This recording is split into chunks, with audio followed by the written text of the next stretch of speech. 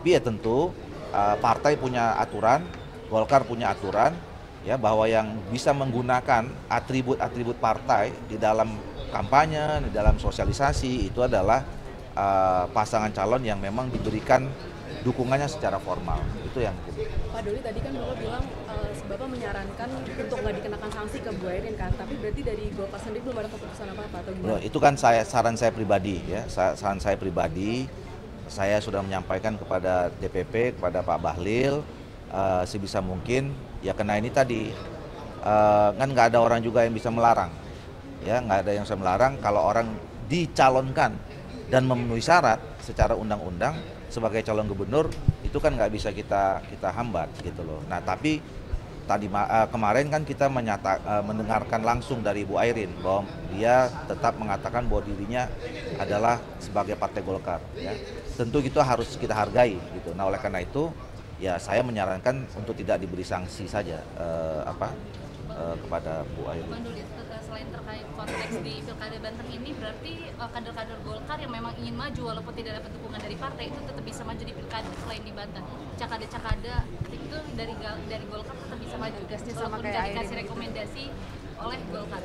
Iya, jadi kan ada beberapa ya. Memang kita nggak bisa mengeneralisirnya, ya. Kita lihat case in case gitu loh. Dan apa sebabnya, ya? Kenapa seseorang atau misalnya kader Golkar mencalonkan diri di luar dari pencalonan dari Golkar secara formal, ya. Kita nggak bisa mengeneralisir, tapi ada beberapa daerah yang lain, ya, bahkan misalnya di satu daerah itu tidak ada calon lain dari partai lain kecuali cuma dari partai Golkar yang ada 2 atau 3 gitu, ya. Kita mempersilahkan saja mereka untuk jadi all Golkar final misalnya jadinya, ya. Dan itu kan nggak bisa sekali lagi kita nggak bisa larang. Kita larang pun dia mau calon kan nggak bisa, selama itu memenuhi syarat dalam peraturan perundangan, tidak ada boleh yang menghambatnya karena itu hak konstitusionalnya juga gitu. Nah tinggal nanti diatur, ya. Sekali lagi yang kami pertegas dalam internal kami adalah bahwa penggunaan semua materi kampanye, lambang Golkar, logo Golkar, janian Golkar dan segala macam itu harus dipergunakan untuk siapa yang pasangan atau kader yang dihukum secara formal, ya. Nanti kita lihat hasilnya seperti apa. Tapi ya tentu partai punya aturan, Golkar punya aturan, ya, bahwa yang bisa menggunakan atribut-atribut partai di dalam kampanye, di dalam sosialisasi itu adalah pasangan calon yang memang diberikan dukungannya secara formal. Itu yang gitu. Pak Doli tadi kan Bapak bilang Bapak menyarankan untuk nggak dikenakan sanksi ke Bu Airin kan, tapi berarti dari Golkar sendiri belum ada keputusan apa-apa atau gimana? Itu kan saran saya pribadi, ya. Saran saya pribadi. Saya sudah menyampaikan kepada DPP, kepada Pak Bahlil, sebisa mungkin ya kena ini tadi, kan nggak ada orang juga yang bisa melarang, ya, nggak ada yang bisa melarang kalau orang dicalonkan dan memenuhi syarat secara undang-undang sebagai calon gubernur, itu kan nggak bisa kita hambat gitu loh. Nah tapi kemarin kan kita mendengarkan langsung dari Bu Airin bahwa dia tetap mengatakan bahwa dirinya adalah sebagai partai Golkar, ya.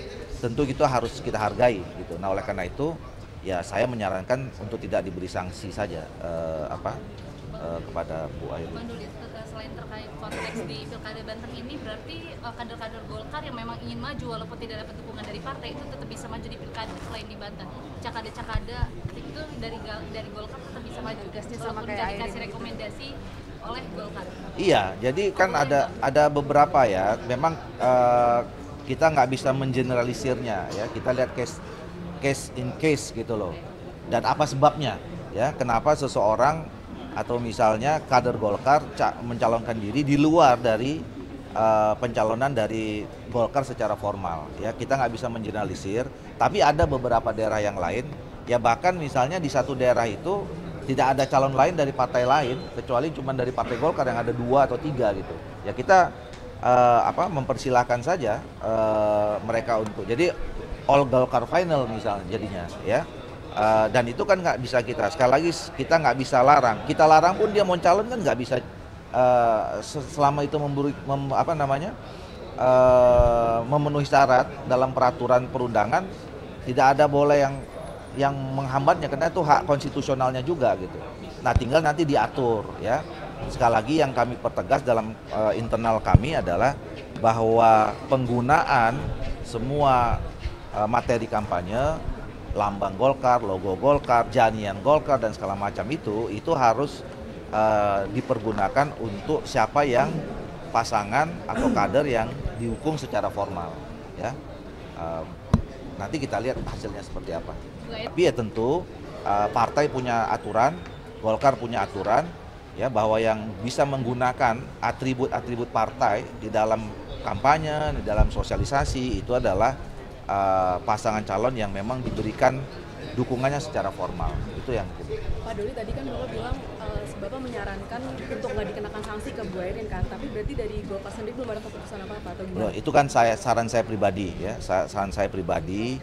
Saya sudah menyampaikan kepada DPP, kepada Pak Bahlil sebisa mungkin ya, karena ini tadi kan nggak ada orang juga yang bisa melarang ya, nggak ada yang bisa melarang kalau orang dicalonkan dan memenuhi syarat secara undang-undang sebagai calon gubernur, itu kan nggak bisa kita hambat gitu loh. Nah, tapi tadi kemarin kan kita mendengarkan langsung dari Bu Airin bahwa dia tetap mengatakan bahwa dirinya adalah sebagai partai Golkar ya.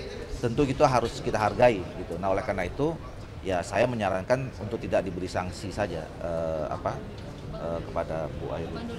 Selain terkait konteks di Pilkada Banten ini, berarti kader-kader Golkar yang memang ingin maju walaupun tidak dapat dukungan dari partai itu tetap bisa maju di Pilkada selain di Banten. Cakada-cakada itu dari Golkar tetap bisa maju walaupun tidak dikasih rekomendasi oleh Golkar. Iya, jadi kan ada beberapa ya. Memang kita nggak bisa mengeneralisirnya ya. Kita lihat case in case gitu loh. Dan apa sebabnya ya? Kenapa seseorang atau misalnya kader Golkar mencalonkan diri di luar dari pencalonan dari Golkar secara formal ya. Kita nggak bisa mengeneralisir, tapi ada beberapa daerah yang lain ya, bahkan misalnya di satu daerah itu tidak ada calon lain dari partai lain kecuali cuma dari partai Golkar yang ada 2 atau 3 gitu ya. Kita mempersilahkan saja mereka untuk jadi all Golkar final misalnya jadinya ya. Dan itu kan nggak bisa sekali lagi kita nggak bisa larang. Kita larang pun dia mau calon kan nggak bisa selama itu memenuhi syarat dalam peraturan perundangan, tidak ada boleh yang menghambatnya karena itu hak konstitusionalnya juga gitu. Nah, tinggal nanti diatur ya. Sekali lagi yang kami pertegas dalam internal kami adalah bahwa penggunaan semua materi kampanye, lambang Golkar, logo Golkar, janjian Golkar dan segala macam itu harus dipergunakan untuk siapa yang pasangan atau kader yang dihukum secara formal ya. Nanti kita lihat hasilnya seperti apa.